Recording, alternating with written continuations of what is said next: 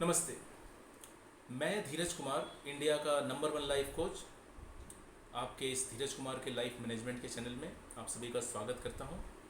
एक वीडियो पहले हमने यूपीएससी के बारे में चर्चा की थी, उसी वीडियो से हम आगे बढ़ते हैं।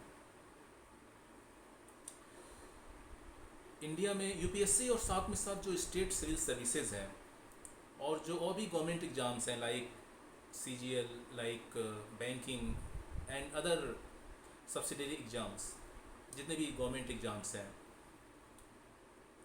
है क्या आखिर में? चलिए यूपीएससी को एग्जांपल लेके चलते हैं। है क्या? क्या है? नौकरी ही तो है, सर्विस ही तो है। आपको वहाँ जो वर्किंग आवर्स है, और कई डिपार्टमेंट में तो जो वर्किंग आवर्स होते हैं वो भी बहुत ही एक्सटेंडेड होते हैं और वो डिसाइडेड नहीं होते हैं। यानी कि कागज़ पे तो वर्किंग आवर आपका इतने घंटे दिया हुआ है, but it may extend depending on the situations and circumstances.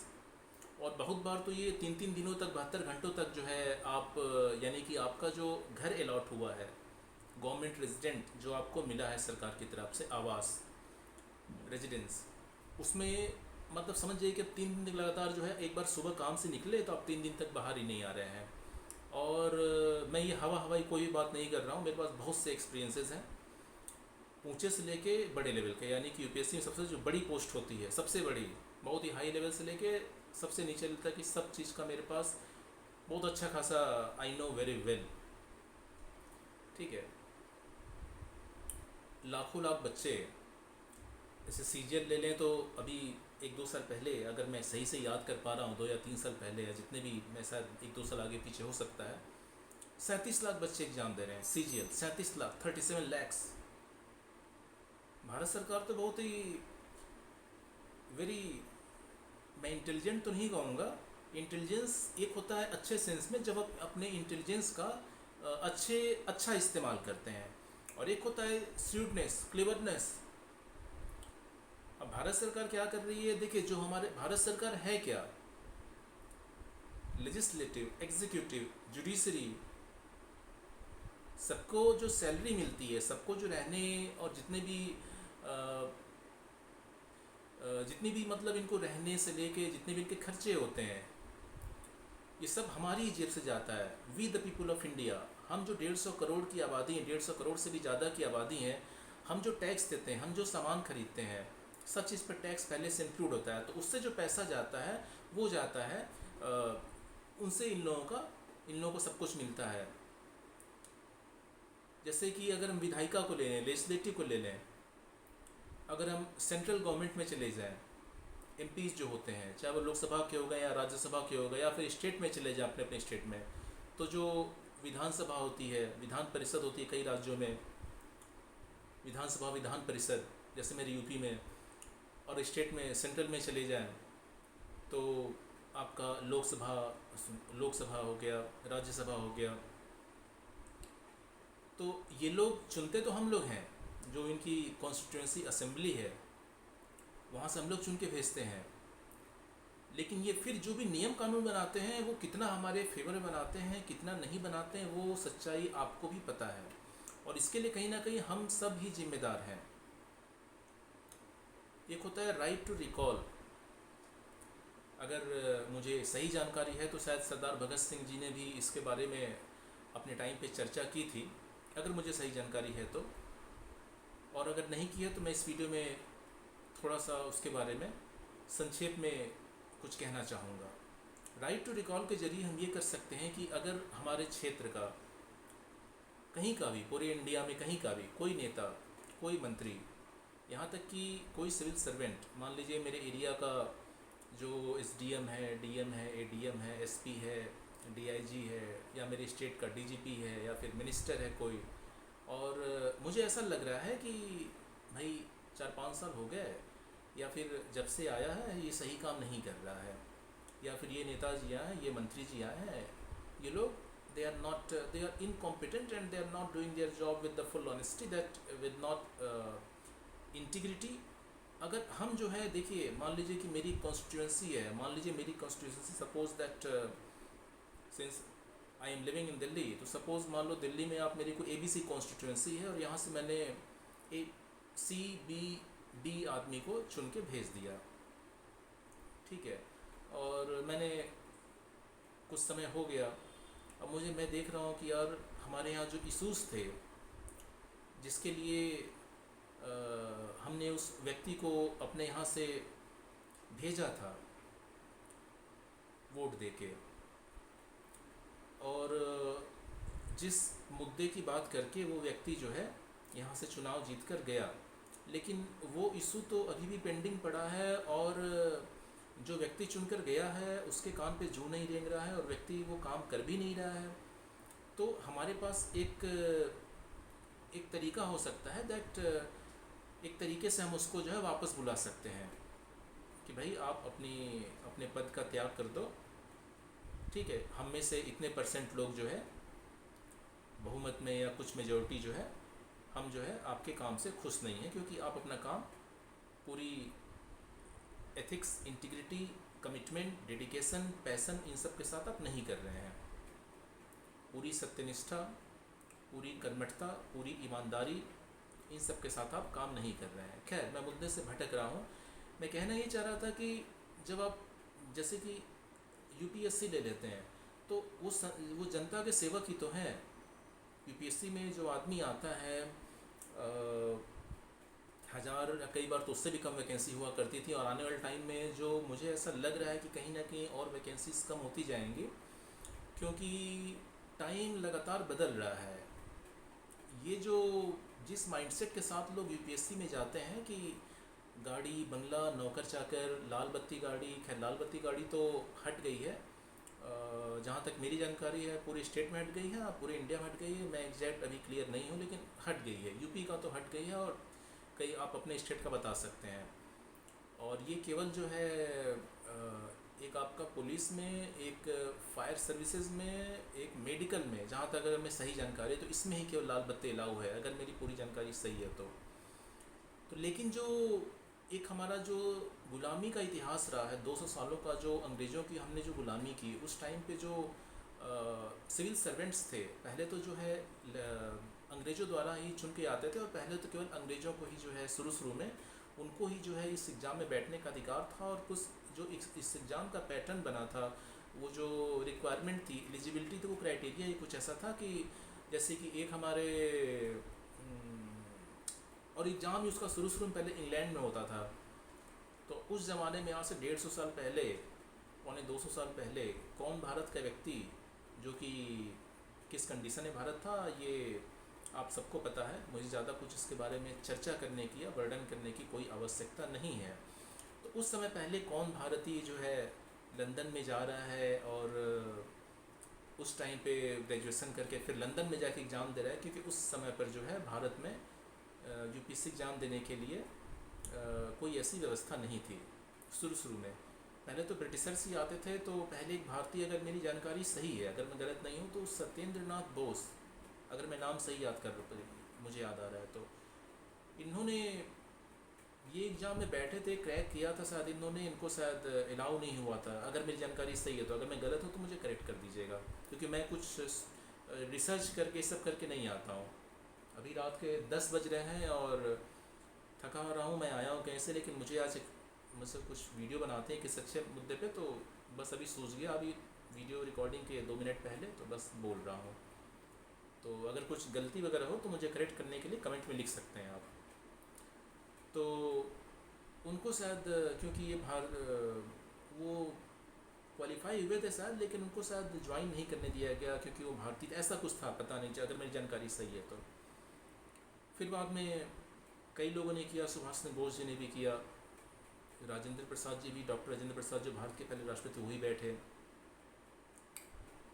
तो मेरे कहने का मतलब ये है कि उस समय इनकी पावर बहुत ज़्यादा थी, आज भी है, लेकिन अभी जो है इंडिया का जो पॉलिटिकल सिस्टम है और जो इंडिया के जो लेजिस्लेटिव है, वो इनका पावर डाइल्यूट करने की पूरी प्रयास कर रही है। और उसका कारण भी है, क्योंकि पॉलिटिशियंस के पास 5 साल होते हैं।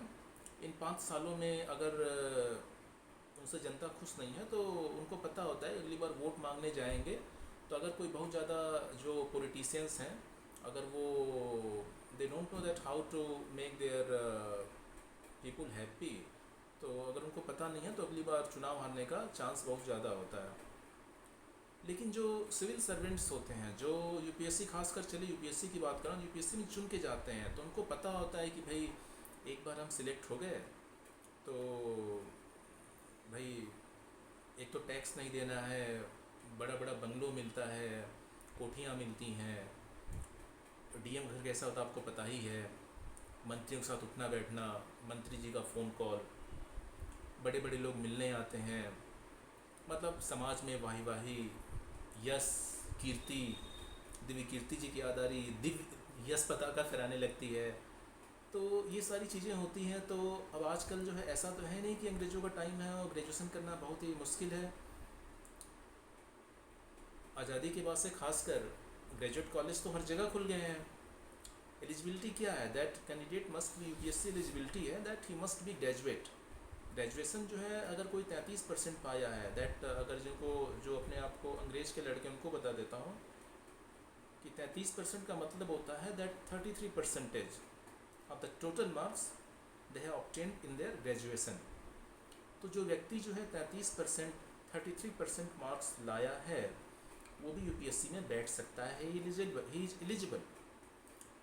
अब इसमें क्या होता है कि भारत में शिक्षा का स्तर है, भारत में एजुकेशन का जो स्तर है वो हाईली अनइवन है, हाईली अनइवन है, यानी कि असमान है, बहुत ज़्यादा असमान है। कहीं इतना है तो कहीं इतना है, बहुत ऊंचा है, मतलब 100 गुना ऊंचा है, कहीं 100 गुना नीचे है। और इसमें जो जिम्मेदार हैं वो है, एक तो मैं डायरेक्टली कहूँगा कि हम भारत के लोग ही जिम्मेदार हैं, क्योंकि इसके लिए हम लोग डायरेक्टली भी इनडायरेक्टली भी हर तरीके से जिम्मेदार हैं। और जो दूसरी जिम्मेदारी है वो कहीं ना कहीं भारत सरकार की है, क्योंकि आपको सबको पता है कि जो हमारा देश जो है काफ़ी लंबे टाइम से करप्शन की चपेट में रहा है और आज भी है, ये बात कोई किसी से छुपा नहीं है।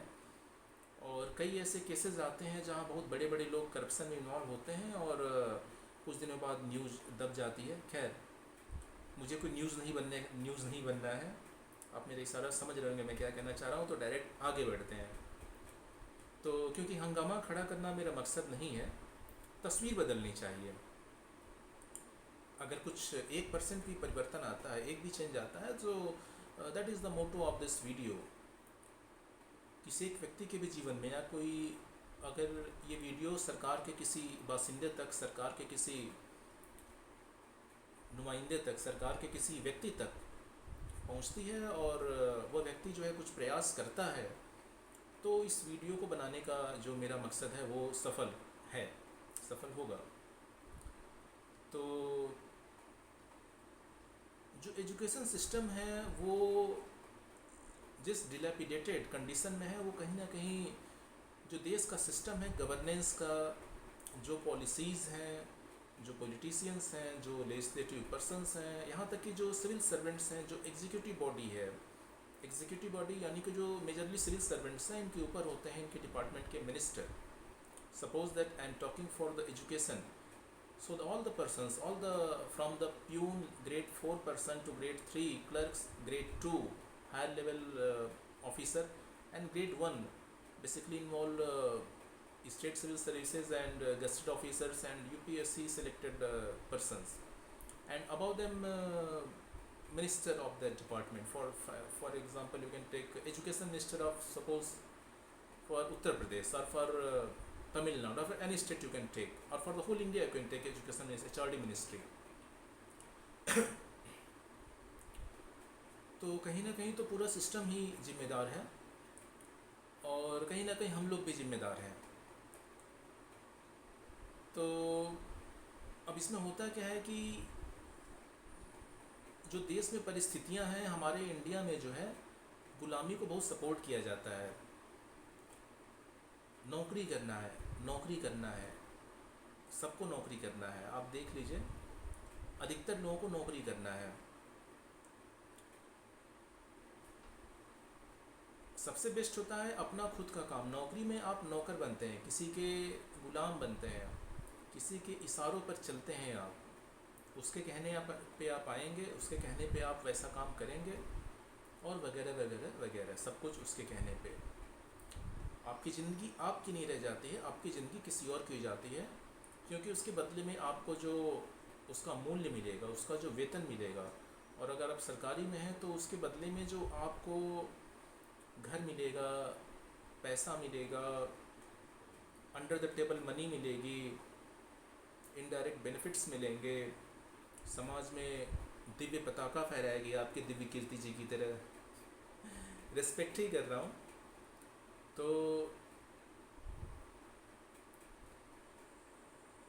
इन सब चीज़ों के लिए आप जो है आप नौकरी या गुलामी करते हैं, आप अपने आप को अपना गुलाम बना देते हैं। लेकिन सबसे बढ़िया है कि आप अपना खुद का कोई काम कीजिए, कोई भी काम खुद का कीजिए और अपने मालिक बनिए शुरू में। और अगर कोई काम नहीं आता है, और ये मैं और बता दूं, कोई काम छोटा बड़ा नहीं होता है, कोई भी काम छोटा बड़ा नहीं। यहाँ तक कि चाय बेचना भी कोई छोटा काम नहीं है। मैं ऐसे कई चाय वालों को जानता हूँ, कुछ समय पहले वो एक चाय की छोटी दुकान से शुरू किए, आज उनके कई अच्छे खासे बिजनेसमैन हो चुके, अच्छे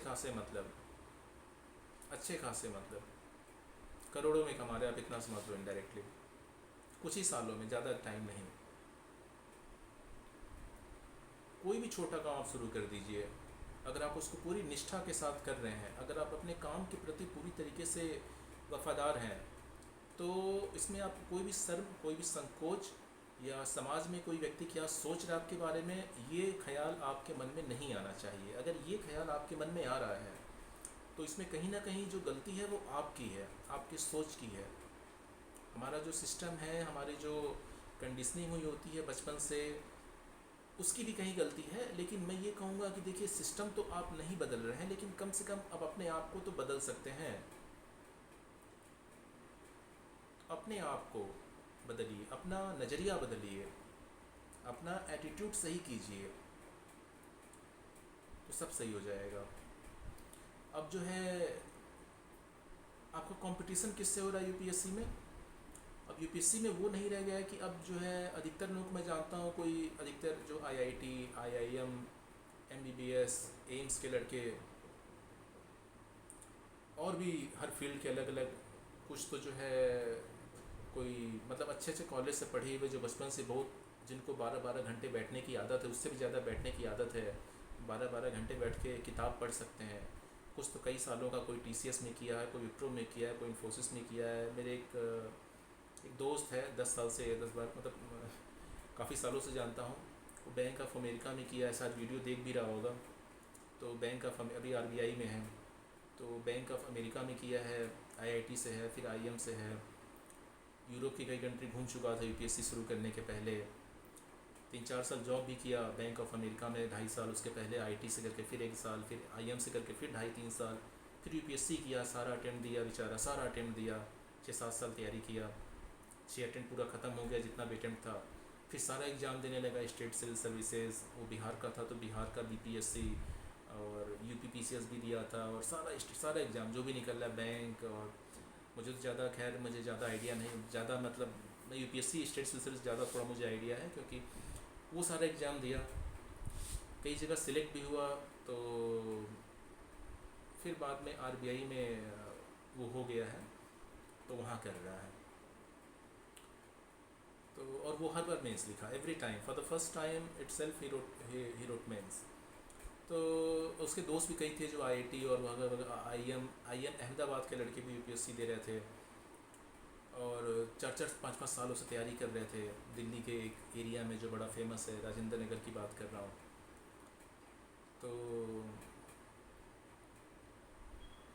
आपका कंपटीशन जो है वो ऐसे लड़कों से है जिनको कि बचपन से ही जो है, जिनका बैकग्राउंड बड़ा स्ट्रॉन्ग है, और जिनको बहुत अच्छी फाइनेंशियल बैकअप है, और वो खुद भी बड़ा अच्छा, वो क्योंकि वो आईटी आईएम से हैं तो अच्छा कुछ अधिकतर जॉब करके आते हैं, उनके पास आगे का फ्यूचर उनका बहुत सेफ़ है, सिक्योर है, क्योंकि उनके पास एक बड़े कॉलेज की डिग्री है, टॉप आईवी लीग कह सकते हैं, नंबर 1 टॉप 10 कॉलेजेस की, आईटी आईएम की। तो उनको आगे का कोई टेंशन नहीं हुआ, तो हुआ नहीं हुआ तो उनको एक अच्छी खासी जॉब कुछ लाख महीने की रखी हुई है, तो निश्चिंत होते हैं।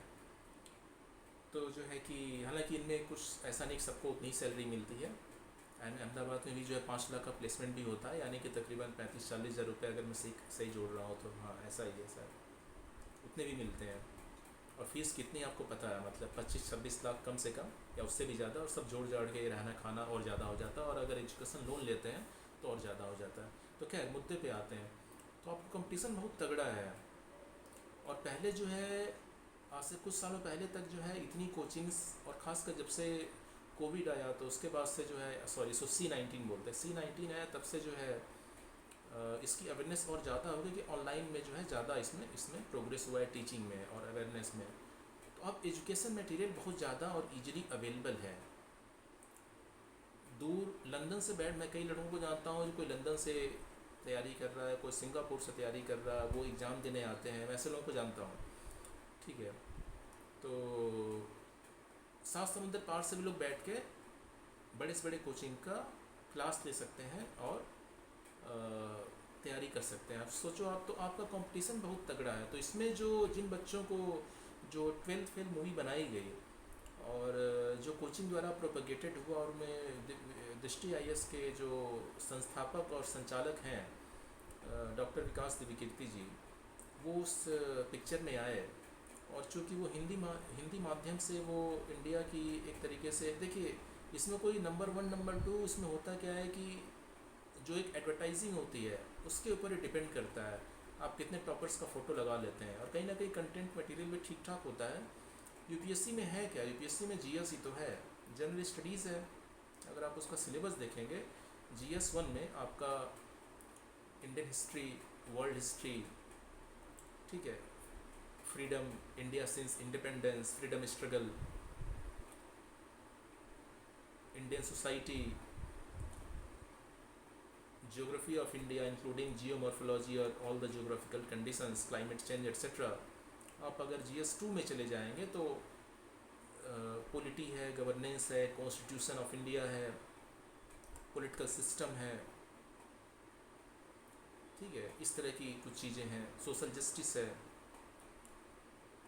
GS 3 में आपका साइंस, टेक्नोलॉजी, इन्वायरमेंट, ये सारी चीज़ें हैं, डिफेंस है, सिक्योरिटी है। और GS 4 में एथिक्स, इंटीग्रिटी एंड एप्टीट्यूड है। बाकी आपका एक एसे, एक लैंग्वेज, रीजनल लैंग्वेज, एक आपका इंग्लिश लैंग्वेज, और 2 पेपर आपके ऑप्शनल हैं जो ऑप्शनल लेते हैं। तो है क्या, यानी कि कोई एक आपका मान लीजिए आपने ज्योग्राफी पढ़ाया आपने कॉलेज में, तो आपका एक तरीके से ले सकते हैं कि मान लीजिए वो आपने ऑप्शनल ले लिया तो आपने उसका पढ़ाई कर लिया। और बाकी GS है, GS में हम current affair, generally current affair based है, करंट अफेयर से रिलेट करना है, 1.5 साल में क्या करंट अफेयर्स, क्या क्या मेन करंट अफेयर्स है, उससे आपको अपडेट करना है। कौन कौन सी गवर्नमेंट पॉलिसीज़ आ रही, कौन कौन सी गवर्नमेंट स्कीम्स हैं। GSO में आर्ट कल्चर है तो कुछ ऐसा, अगर कोई नया, अगर मान लीजिए जैसे हड़प्पा है सिविलाइजेशन, इसमें कोई नई खुदाई हुई, कुछ नया मिला है वगैरह वगैरह, बहुत सी चीज़ें हैं। तो करंट अफेयर बेस्ड मेनली जो है करंट अफेयर अपडेट कर रहे हैं। कुछ स्टैटिक आपका GK हो गया, दोनों को लेके चल रहे हैं। तो कितने घंटे आप बैठ के पढ़ सकते हैं, कितना आप याद कर सकते हैं, कितना आप मेमोरी में रख सकते हैं, आपकी मेमोरी कैपेसिटी कितनी है। और फिर एग्ज़ाम में आपको क्या वो पॉइंट बाय पॉइंट याद रहता है, इसके लिए शॉर्ट नोट्स हैं बहुत ज़्यादा, उसको आप दिन रात पढ़ते रहिए, रटते रहिए, बेसिकली याद करते रहिए। जितनी आपकी मेमोरी शार्प है उतनी ही जो है आपके चांसेस ज़्यादा हैं। और जितनी आपकी स्पीड अच्छी है, स्पीड है, लेजिबिलिटी अच्छी खासी, हैंड राइटिंग है। आप किसी भी टॉपर का देख लेंगे तो आप देखिएगा उनकी राइटिंग बड़ी अच्छी होती है, क्योंकि जो बुजुर्ग बैठे हैं, जो साइन करने बैठे हैं, या तो अपने सब्जेक्ट के एक्सपर्ट हैं या फिर वो ब्यूरोक्रेट्स हैं, तो अब उनको कोई पढ़ा नहीं होता है, गरज नहीं होता है, ठीक है। एक वो आ रहे हैं भाई, अब कॉपी साइन करने आ रहे हैं, तो अगर उनको आंखों पर जोर पड़ेगा तो वो ज़्यादा स्ट्रेस नहीं लेंगे, आपके नंबर गए।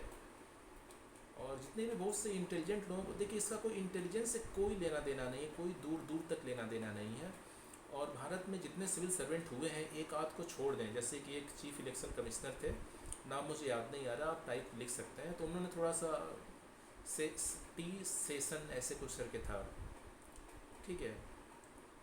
तो और वो भी अपना काम किए थे, वो ठीक है, वो बाकी पहले के लोग नहीं उतनी उतनी कड़ाई से नहीं कर पा रहे थे, उन्होंने किया। बाकी एक और कुरैशी जी थे, उसके बाद सीईसी थे बने, तो उन्होंने कुछ काम किया। लेकिन जैसे एक खूंटे से बधी गाय होती है ना, लोग समझते हैं कि that I will be selected to UPSC and civil services, so I will become like a lion, a king. No, you will not become a king, neither you will become a king maker, will just become like, आप समझ सकते हैं कि आप खूंटे से बधी गाय हैं। जो पब्लिक के लिए तो आप राजा हैं, क्योंकि पब्लिक की जो, जैसे कि आप डीएम, एक ज़िले में जो डीएम हो गया उसका जो घर है, और जो आम आदमी का घर है, तो डीएम का घर ही बहुत लंबा चौड़ा होता है, अगर आपने देखा हो, आइडिया लग जाएगा आपको। तो भाई वो एक राजा जैसी, तो वो पब्लिक के लिए तो आप वो हो गए, राजा हो गए। लेकिन आपके ऊपर आपके बहुत से अधिकारी हैं, बहुत से अधिकारी हैं, बहुत से फिर मंत्री जी हैं। और अगर आपको छोटा सा एक नज़ारा देखना हो, उदाहरण देखना हो, तो एक स्टेट के सीएम हैं और वो किस तरीके से हड़का रहे हैं डीएम को, एसपी को, और सीएम के जो और सबऑर्डिनेट हैं, जो प्रिंसिपल सेक्रेटरी टू सीएम बोलते हैं, अगर मैं सही नाम याद कर पा रहा हूँ तो, सही डेजिग्नेशन याद कर पा रहा हूँ तो किस तरीके से हड़का रहे हैं, जैसे कि कोई छोटे बच्चों को हड़काता है। मुझे तो आज तक किसी ने ऐसा पूरी ज़िंदगी में नहीं हड़काया। ठीक है, राजा आदमी, किंग फैमिली है भाई, किंग मेंटालिटी है। सो तो उस तरीके से हड़का, वो लोग सुन रहे हैं। बाकी आप चले जाएंगे, एक स्टेट है नॉर्थ ईस्ट में, नाम नहीं लूँगा, वहाँ के सीएम थे, ऐसे हड़का रहे हैं डीएम को। और ये तो पब्लिकली है, जो पूरी दुनिया देख रही है। प्राइवेट में क्या क्या होता है वो, अगर आप थोड़ा सा अपनी बुद्धि का इस्तेमाल करेंगे तो आप समझ जाएंगे। तो और दूसरी बात, कहीं ना कहीं क्या होता है कि जो जो लड़के होते हैं वो ज़िंदगी भर एक तरीके से जो कई साल लगाते हैं, एक साल में तो कोई बनता नहीं जो कहता है कि मैं फर्स्ट अटेम्प्ट में बन गया, वो भी कई सालों की तैयारी कर रहा होता है। अब टीना डाबी का एग्जांपल लेंगे तो 11th से ही जो है वो राउज आईएएस में कोचिंग से, 11th क्लास से राउज आईएएस में, फिर खान में, फिर पता नहीं कितनी कोचिंग में। ठीक है, राउज आईएएस बहुत महंगी कोचिंग है, कनॉट प्लेस में उसका ऑफिस था, अभी सर राजेंद्र नगर में खुल गया है। उसके बाद खान का वाजीराम के सामने, ऐसे कर करके वो कई कोचिंग की, फिर वो 5 साल तैयारी हो गया उसका। ठीक है, मम्मी पापा दोनों ब्यूरोक्रेट, दोनों अच्छी खासी सर्विस में। और बाकी मैं ज़्यादा नहीं कहूँगा, आप थोड़ा कुछ बातें ऐसी समझ जाया करिए। ठीक है, अगर यूपीएससी या फिर कोई भी सरकारी नौकरी के आप कैंडिडेट हैं, तो मैं आपसे यह उम्मीद रखता हूँ कि आप मेरी कुछ बातों को बिना कहे समझ जाएंगे, क्योंकि समझदार को इशारा काफ़ी होता है। इतनी आपको बौद्धिक क्षमता तो रखनी पड़ेगी। ठीक है, तो इसके पीछे बहुत सी चीज़ें हैं, बहुत सा झूठ फैलाया गया है। मैं पहले फर्स्ट रैंक में निकल गई, मैं ये वो, आप पीछे की सच्चाई कोई नहीं बताता है। एक एक क्लास में 800-800 बच्चे, 400-400, 600-600 बच्चे, सबसे आजकल 1.5-2 लाख से नीचे तो कोई बात ही नहीं होती, केवल एक सब्जेक्ट, केवल जीएस के लिए। अच्छी कोचिंग बात कर रहा हूँ, टॉप कोचिंग की बात कर रहा हूँ। और वो फिर आप, ये पहले अटेम्प्ट की बात कर रहा हूँ, फिर ऑप्शनल कीजिए, फिर अगले साल, फिर पहले साल तो आपका टेस्ट सीरीज इंक्लूडेड है, दूसरे साल आप दे रहे हैं तो टेस्ट सीरीज ज्वाइन कीजिए अलग से, उसका पैसा दीजिए अच्छा खासा, जीएस का कीजिए, ऑप्शनल का कीजिए, एसए का कीजिए। तीसरा अटेम्प्ट दे रहे हैं तो फिर से जो है, अब जो लड़का अगर पहली बार मेंस लिख दिया या पहली बार में अच्छा खासा नंबर आ गया, प्रीलिम में कुछ नंबर से रह गया, दोबारा अटेम्प्ट देगा। भाई साहब 2-4 लाख लगाया, और अगर कोचिंग नहीं भी किया, हालांकि सब कोचिंग करते हैं, 2-4 लोग, 1% जो लोग नहीं भी कर रहे हैं और वो फिर भी वहाँ तक पहुँच जा रहे हैं, तो वो भी भाई अपना प्रयास तो करेगा। उसको पता है एक बार डीएम बन गए, एक बार कुछ बड़े अधिकारी बन गए, तब तो भाई चांदी ही चांदी है। पेट्रोल पंप इसके नाम कर देंगे, सारे रिश्तेदार लाइन लगाएंगे हर चीज़ में। ठीक है, कोई लड़का है तो भाई लड़कियों की लाइन लगी होगी, जिस घर पे हाथ रख देंगे उस घर की लड़की। और ये जो कोचिंग वाले जो टीचर ऐसा फैलाते हैं, राजा बन जाओगे, मंत्री जी का फ़ोन आएगा। भाई मंत्री जी का फ़ोन आएगा, 2-4 दिन अखबार में छपेगा, लेकिन उसके बाद आप मंत्री जी को, हाँ जय हिंद साहब, जय हिंद साहब, हाँ साहब, हो जाएगा, कहाँ तक काम हुआ, यहाँ तक। किस तरीके से बात करते हैं, कितनी भद्रता से और कितनी अभद्रता से, अगर अगर करते हैं। ठीक,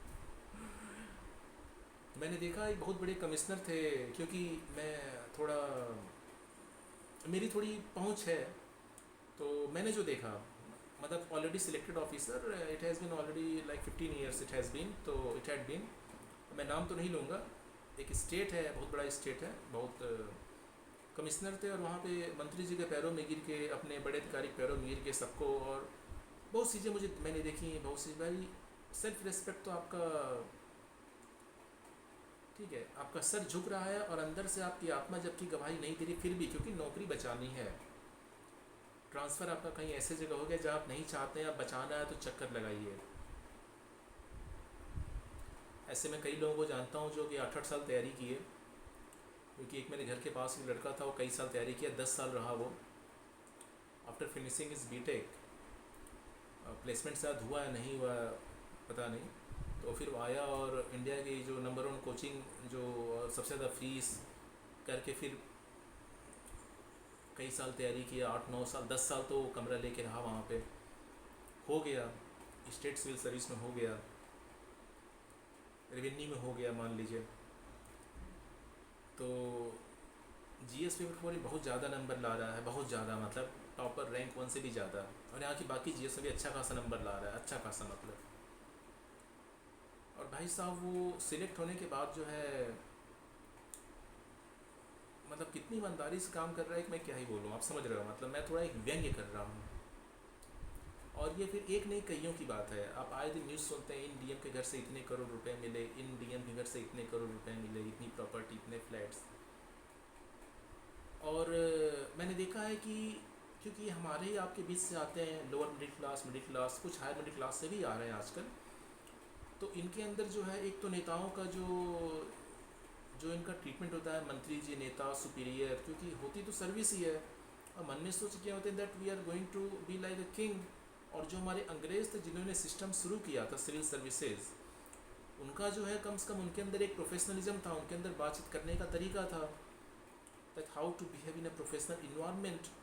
But in India, you know that the persons maybe maybe at the top positions, maybe at the top, they may be ministers, they may be top bureaucrats, maybe in any position in the corporates also. But how do they talk? You know very well, because I have served in the corporate also for more than a couple of years. So I have seen that even the top, how the chairman of the company. Once I got the opportunity that I found that I was talking to my friend, and nearby there was a very top level chairman, MD of the company. There was how pathetically he was talking to the vice president of the company, very pathetically, very in a very humiliating way to the vice president of the company, very pathetically, in abusive words also. And that vice president listened all his abusing words by bowing head down, and he had no other options, because know that he's getting good salary also, he was married, he had children, he had family, he had EMIs, so he had to maintain that. तो चाहे वो corporate हो India में, चाहे वो government हो, अंग्रेज़ थे, उनके अंदर एक सिस्टम था, उनके अंदर एक डिसिप्लिन था।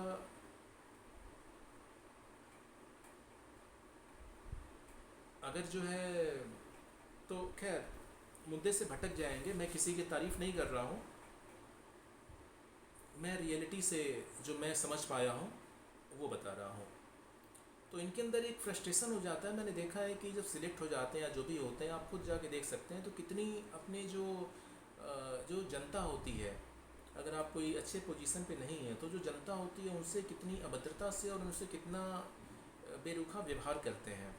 अगर आप कोई बड़ी हैसियत, तब तो अलग बात है, आपके अच्छे खासे हैसियत है आपके, लेकिन अगर आप आम जनता हैं, आप जाइए किसी ब्यूरोक्रेट के सरकारी, पहले तो आपसे मिलेगा ही नहीं,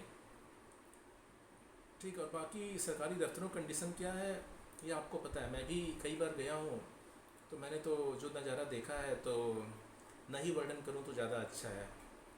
तो मैं तो खैर मैंने कुछ अपने नॉलेज का, अपनी इंटेलिजेंस का यूज किया, तो मेरा काम हो गया। लेकिन जो बाकी आम पब्लिक होती है उनको कितनी दिक्कतें होती हैं मैंने देखा है। खैर मुद्दे पे आते हैं, कुछ सीन याद आ गया इमोशनल, ऐसे एक सरकारी जगह गया था, खैर किसी और वीडियो में चर्चा करेंगे उस बारे में, कुछ सीन याद आ गया था। तो अब पॉलिटिशियंस चाहते हैं कि भाई उम्र कितनी है, जनरल की उम्र अगर आज के टाइम में शायद 32 साल है, 32 ईयर्स है, आप करेक्ट करके बताइएगा। 32 ईयर्स जनरल के लिए, 21 से लेके 32 साल तक के बच्चे। अब जनरल सी बात, सीधी सी बात, 17 साल है, मान लीजिए आपका 10+2 हुआ, 4 साल ग्रेजुएशन मान लेते हैं तो 18, 19, 20, 21 साल में ग्रेजुएट हो जाएंगे। 21 साल से लेके 32 साल तक, यानी कितने साल हो गए आपके? 11 साल हो गए, 11-12 जो भी हो गए, 11 साल हो गए। मेरी मैथ थोड़ी वीक है, आपकी मैथ स्ट्रांग होगी तो आप बता दिए कितने साल हो गए। तो 21 से लेके 32 साल है कि 10 सालों से ज़्यादा का टाइम देते हैं आपको एग्ज़ाम देने के लिए, जनरल कैटेगरी के लिए। उसमें भी आपका जनरल भी आपका EBC, इकोनॉमिकली बैकवर्ड कैसे करके है। और आजकल तो देखने में ये आ रहा है कि बहुत से लोग, जैसे मेरा एक दोस्त ही था, मेरे घर के पास था, तो बहुत ही अमीर था, मतलब उसकी कंपनियां हैं खुद की, और उसने EBC कोटा बनवा रखा था। तो मुझे देख के हंसी आई। और ऐसे एक और है, उसकी भी अपनी फैक्ट्रियाँ, कंपनियां हैं, मतलब एम्प्लॉयज़ काम करते हैं, करोड़ों करोड़ों का, उसने भी अपनी EBC कोटा बनवा रखा था। तो अब पता नहीं क्या हो रहा है, क्या ही बोलूँ, जो है आप समझ। तो छः चांसेस आपके जनरल में हो गए। OBC में आप चले जाएंगे तो 3 चांसेस और मिल गए। उम्र जो है आपका 32 तक, 32 लास्ट है, 32 तक दे सकते, 33, 3 साल और हो गए तो जोड़ ली 34, 35 तक। 35 के हो जाएंगे तो नहीं दे पाएंगे। 34 तक अगर आपकी एज है तो आप दे सकते हैं। उसमें मेरे साथ जनवरी में या फिर अगस्त में कैलकुलेट करते हैं, आप चेक कर लीजिएगा उसके ब्रोशर में जाकर। 9 अटेम्प्ट। अगर आप SC ST हैं तो शायद 40 तक है या 38 तक है, मुझे एग्जैक्ट याद नहीं आ रहा है, ऐसे कुछ करके SC ST के लिए। और अनलिमिटेड अटेम्प्ट है, यानी कि 21 से लेके जनरल के लिए 6, OBC के लिए आपका 9, और SC ST के लिए अनलिमिटेड। यानी कि अगर आपको 21 से लेके, अगर आपका 40 तक कितने अटेम्प्ट हो गए, तकरीबन 19 साल हो गए होंगे, 19 सालों में आप 19 बार एग्ज़ाम दे सकते हैं। और फिजिकली हैंडीकैप साथ उनके लिए भी साथ अनलिमिटेड है, ऐसा कुछ है, अगर मैं सही याद आ पा रहा है तो। स्टेट सिविल सर्विस में चले जाएंगे तो वहाँ तो आपको और भी छूट है। जनरल के लिए शायद 35 साल है, शायद 35 साल है। OBC के लिए 3 साल और मान लीजिए तो आपका 38 तक दे सकते हैं। SC ST के लिए शायद 45 साल है, अगर मैं यूपी की बात याद करूं तो। और फिजिकल हैंडीकैप के लिए भी शायद ऐसे ही कुछ है, मतलब 45 साल, मतलब 50 साल तक है शायद, पता नहीं, ऐसे कुछ है, मतलब 45 साल तो कम से कम स्टेट सिविल सर्विस में भी है। और एग्ज़ाम किस तरीके से इंडिया में गवर्नमेंट्स के हो रहे हैं, वो आप थोड़ा सा अगर न्यूज़ फॉलो करते होंगे, गूगल पे जाएंगे तो आपको पता चल जाएगा दैट कोई पेपर लीक नहीं हो रहा है, फुल ट्रांसपेरेंसी के साथ एग्ज़ाम हो रहा है। और एग्ज़ाम आप दे देते हैं, उसके आगे बहुत कुछ होता है, ठीक है। खैर, तो हम ज़्यादा इन सब चीज़ों पे नहीं जाएंगे। तो नेता लोग क्या करते हैं, जो लेजिस्लेटिव बॉडी होती है, जो भारत का कानून बनाती है, वो क्या करती है कि भाई वो भारत के यूथ को लगाए रखना चाहती है कि भारत का यूथ जो है भाई, इनको किसी चीज़ में उलझाए रखो। अब जो सिंपल, जिसका मान लीजिए कि अब जैसे UPSC का सिलेबस देखेंगे तो बहुत ही वास्ट है, अलग अलग सब्जेक्ट्स हैं। तो लेकिन अब चूँकि एलिजिबिलिटी केवल ग्रेजुएशन है, 33% है, तो बहुत से लोग एग्ज़ाम देने के लिए कई कई साल तैयारी में लगा सकते हैं, अपना जीवन ख़राब कर सकते हैं, अपने कई साल ख़राब कर सकते हैं। 32 साल तक, 35 साल तक, 40, 45 तक एग्ज़ाम दे रहे हैं, 50 तक दे रहे हैं। तो इसमें क्या होता है कि भारत की जो सरकार है वो क्या प्रयास करती है कि इंडिया के यूथ को किसी काम में लगाए रखो, सरकारी नौकरी इसमें उसमें लगाए रखो, ताकि वो ज़्यादा मतलब हमसे सवाल जवाब ना कर पाए। हम क्या जो स्कीम्स ला रहे हैं, या जो हम भारत को जिस तरीके से चला रहे हैं, जो हम इंडिया के टैक्स के पैसे का जो हम इस्तेमाल कर रहे हैं, जैसे कंसोलिडेटेड फंड ऑफ इंडिया होता है, वहाँ से कई जगह जो है एक्सपेंडिचर्स होते हैं कई लोगों पे। तो ये लोग जो जनता के सेवक होते हैं, जो ब्यूरोक्रेट्स होते हैं, यहाँ तक कि जो पॉलिटिशियंस, मिनिस्टर्स होते हैं, इनको हमारी जेब से जाता है। कहने को तो ये जनता के सेवक है, लेकिन ये सभी लोग जो है अपने आप को एक राजा की तरह ट्रीट करते हैं। और भारत की प्रजा भी जो है वो बिल्कुल ही ऐसा ही इनको जो है एहसास कराती है कि आप राजा हैं। तो भी इस बात का पूरा जो है फ़ायदा उठाते हैं। और क्योंकि भारत के यूथ जो है बिजी रहे एग्ज़ाम देने में, एग्ज़ाम की तैयारी करने में, तो उसमें उलझाए रखो भारत के यूथ को।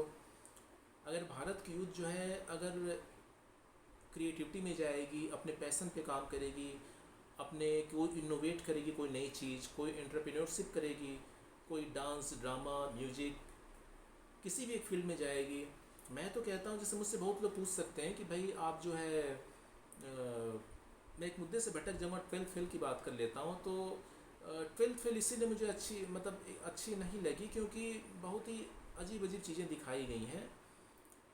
ठीक है कि लड़का जो 12th में फेल हो चुका है उसका हो गया तो आपका भी हो सकता है, बिल्कुल हो सकता है। लेकिन भाई वो 20 साल पहले की बात थी, हो सकता है कि उसके बाद वो बहुत मेहनत किया और भी बहुत से रीजंस हो सकते हैं जो हमें नहीं पता है।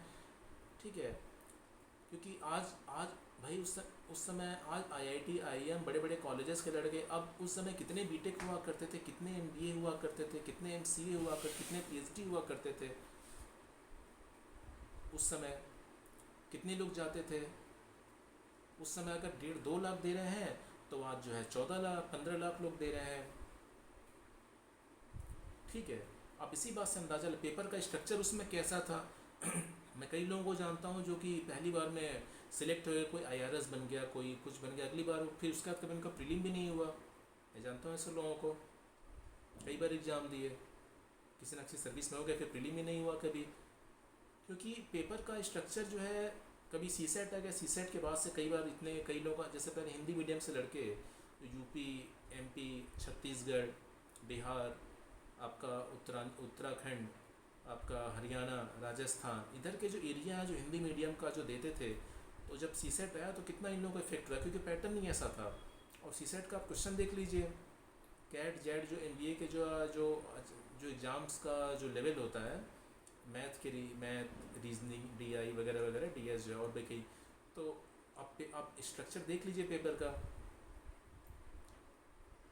अब जो ह्यूमैनिटीज़ का बंदा था, जो कई सालों से जो 12th फेल में दिखाई गई है, ह्यूमैनिटीज़ पढ़ के जो ह्यूमैनिटीज़ पढ़ के जो आ रहा था, ह्यूमैनिटीज़ के बंदे का मैथ, रीजनिंग, आप सीसेट पेपर देख लीजिए, वो उतना स्ट्रांग हो ये कोई ज़रूरी नहीं है। बहुत कम बंदों का अच्छा होता है। अगर उनका मैथ इतना स्ट्रांग होता तो ह्यूमैनिटीज़ नहीं लेते, वो bachelor in arts, master in arts ये सब नहीं कर रहे होते। 2014 में, जब 2013 में जब पेपर आया तो बहुत ज़्यादा, 2012 में जब आया, अगर मुझे ईयर सही याद है, 12-13 ऐसे कुछ करके था जब आया था, तो सीधे जो है ड्रास्टिकली हिंदी बेल्ट के जो लड़के थे उनका नंबर डाउन हो गया। 2-4 साल प्रोटेस्ट भी चला, थोड़ा बहुत 19-20 चेंज भी हुआ, लेकिन वो पेपर नहीं हटाया गया। क्योंकि उसमें अधिकतर, क्योंकि जो बच्चे थे उसमें बहुत ब्यूरोक्रेट के बच्चे थे जो देना चाहते थे। और सीसेट, जिस मेरा दोस्त ही था, वो IIT-IIM से किया, कुछ भी नहीं पढ़ा था, जीएस में हल्का सा कुछ पढ़ा था, और सीसेट की वजह से उसका क्लियर हो गया था। ठीक है, तो बहुत सी चीज़ें होती हैं जिनका, जो लगातार प्रीलिम पास मेंस लिख रहे थे, इंटरव्यू दे रहे थे, उनका भी सीसेट फेल हो गए थे वो। ठीक है, तो मूवी के ज़रिए अफवाह फैलाना अच्छी बात नहीं है। और हम अफवाह फैला के और भीड़ जुटा सकते हैं, अपनी फ़ीस के ज़रिए जो है अच्छा पैसा कमा सकते हैं, लेकिन इससे कई घरों के जो चिराग होते हैं वो बुझने के कगार पे आ जाते हैं। लोग अपनी ज़मीन बेच के देते हैं अपने बच्चों को पढ़ाने के लिए, दिल्ली में और जगह जगह। और इस तरह की मूवीज़ से वो बहकावे में आकर अपना काफ़ी साल और अपनी ज़िंदगी, अपनी सेविंग्स सब कुछ ख़त्म कर सकते हैं, और करते हैं, कर रहे हैं।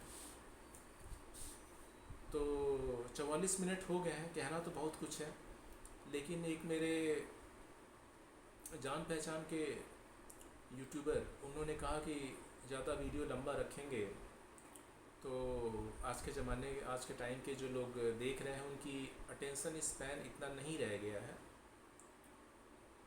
तो इसी बात को ध्यान में रखते हुए अपनी वाणी को मैं यहीं विराम देता हूँ।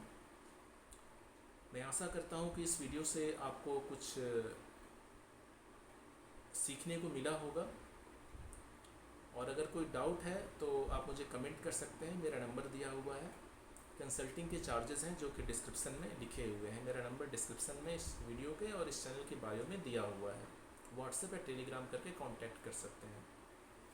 बाकी जो बातें बहुत सी रह गई हैं तो हम अगले वीडियो में चर्चा करेंगे।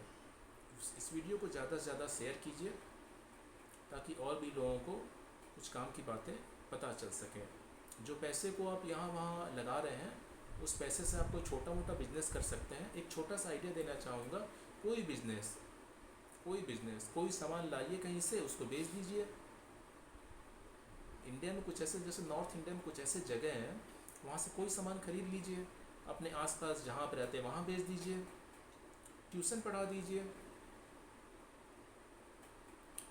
कुछ नहीं, चाय बनाने आता है आपको, एक भगोना लीजिए, चाय पत्ती लीजिए, दूध लीजिए, चाय की दुकान लगा लीजिए, मोमोज़ लगा लीजिए, दिल्ली मोमोज़ खूब चलता है, ठीक है। 10 साल में आपकी छोटी सी चाय की दुकानें, मोमो जो भी शुरू किए हैं, हो सकता है आपका अपना एक छोटे से टेबल से आप शुरू किए, हो सकता है अपनी एक दुकान हो जाए, अच्छी खासी सेविंग हो जाए, आपके 2-4 स्टाफ हो जाए, पैसा अच्छा हो गया, आप कुछ और शुरू कर सकते हैं। तो तैयारी के नाम पे समय मत बर्बाद कीजिए। अगर आप यूपीएससी की तैयारी कर भी रहे हैं तो साथ में साथ 2-3 बार दीजिए, फिर साथ में साथ कुछ ना कुछ करते रहिए। और यूपीएससी भी जाके कोई आपको बैठने को नहीं मिलेगा, राजा की तरह बैठ गया।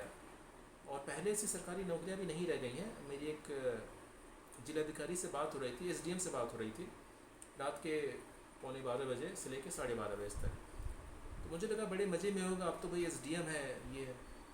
पता चला कि उसकी जब मैं बातें सुना तो इतनी टेंशन में, इतना बाप रे बाप। शनिवार को रात में बात हो रही थी और मुझे लगा यार इससे ज़्यादा खुश तो मैं हूँ। मानता हूँ कि मैं एसडीएम नहीं हूँ या ये नहीं हूँ, लेकिन भाई मुझे उतना तनाव नहीं, उतना स्ट्रेस नहीं है। उसके पास है तो तनाव है, मेरे पास नहीं तो भी कोई तनाव नहीं है। तो जो grass is always greener on the other side that it seems to us, Hindi में कहें तो हमें दूसरे की थाली में जो मिठाई होती है वो ज़्यादा अच्छी लगती है। मजाक मजाक में लोग कहते हैं, हालांकि मैं इसको मजाक का, मैं तो इसको गलत सोच मानता हूँ। एक कहते हैं कि दूसरी बीवी लोगों को ज़्यादा अच्छी लगती है, शायद कभी लोग ऐसा लोग कहते हैं। मैं तो कहता हूँ दूसरी बीवी है तो उसको अच्छी नज़र से देखो, भाभी की नज़र से देखो, बहन की नज़र से देखो, छोटी है तो बहू की नज़र से देखो। तो कहने का मतलब ये है कि दूर के ढोल सुहावने होते हैं। अरे हम डीएम बन जाएंगे, हम ये बन जाएंगे, तो ये वो, वहाँ पता चलने के बाद कि आपको 50 काम है, 100 मंत्री जी को रिपोर्ट देनी है, 50 तरह तरह के टारगेट्स हैं, ठीक है, और वो पूरे नहीं हो रहे हैं, ऊपर से दबाव आ रहा है। ये तो ट्रांसफ़र हो जाएगा कहीं ऐसे जगह जहाँ की ना ढंग के स्कूल होंगे, ना ढंग की सड़कें होंगी, माफिया होंगे और फलाना डीमा का। सबसे बड़ा जानते हैं आपको सबसे बड़ा अचीवमेंट क्या है? इस फिजिकल वर्ल्ड की, मटेरियलिस्टिक वर्ल्ड की बात कर रहा हूँ। वैसे तो सबसे बड़ा अचीवमेंट है मोक्ष और आत्मा का परमात्मा से संपर्क, ध्यान समाधि। लेकिन चलिए मटेरियलिस्टिक वर्ल्ड की बात कर लेते हैं, वो है mental peace, peace of mind. जब आपका मन शांत होता है ना, तो वही सबसे बड़ा सुख है। मन शांत होना, मन प्रसन्नचित होना, प्रसन्नचित अवस्था में रहना, उससे बड़ा सुख कुछ भी नहीं है। अगर आप कई एग्जाम्पल देखते हैं कि वहाँ का डीएम आके यहाँ सुसाइड कर लिया। बिहार से एक डीएम आया था, रैंक 13 डीएम था, बीवी थी, सब कुछ था, इतना फ्रस्ट्रेटेड था जॉब से या पता नहीं किस चीज़ से। अब डीएम है क्या, रैंक 13 ऑल इंडिया। पहले तो सालों की तैयारी के बाद वो रैंक 13 लाया, फिर डीएम बन गया। डीएम है, डीएम होते हुए वहाँ से आके गुड़गांव ऐसे आके द्वारका में था, आज से 3-4 साल पहले घटना है अगर मैं सही याद कर पा रहा हूँ। वहाँ से आके 5 स्टार होटल में द्वारका से आके कूद के जान दे दिया। सॉरी हाँ, वहाँ से गाजियाबाद आया, गाजियाबाद में रेल की पटरी के आके जान दे दिया। एक आईपीएस, नया आईपीएस लड़का जहर खा के सुसाइड कर लिया। एक एसएसपी के ऊपर ही ट्रैक्टर चला के लोग मार दिए, आज तक पता ही नहीं कौन चलाया।